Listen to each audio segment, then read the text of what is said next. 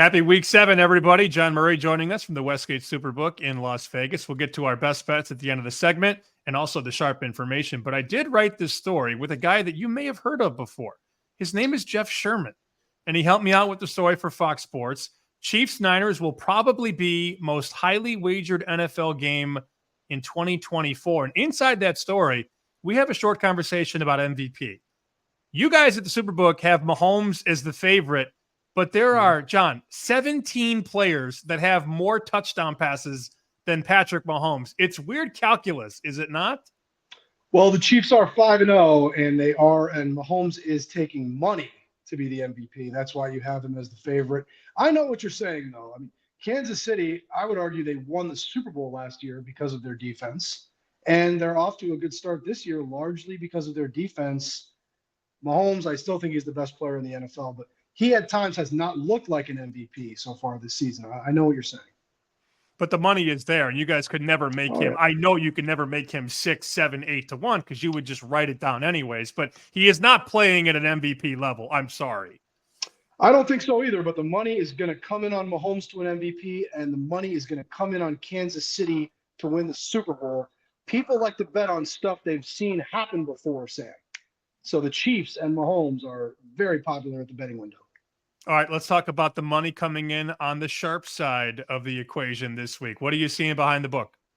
I'd have to say the Miami Dolphins are a sharp side at plus 3.5. They're in Indianapolis to play the Colts. That line is down to 3. Monday, we actually get 2 good games. The first of which, Ravens at the Buccaneers. They took 4.5 on the Bucs right when we opened that game. Now we're at 3.5. They also bet us the over in the late Monday night game. Chargers, Cardinals, I believe it was over 42.5. So 2 pretty good games on Monday night this week.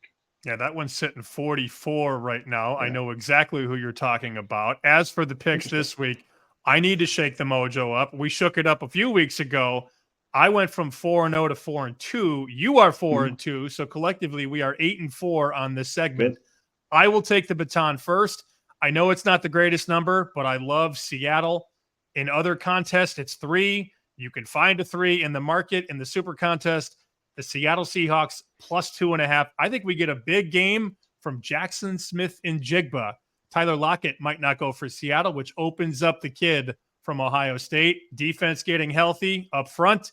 I like Seattle plus 2.5. How about you? I like the pick. First of all, I'm planning to use Seattle plus 3 in another contest. Obviously, I can't participate in the Super Contest myself.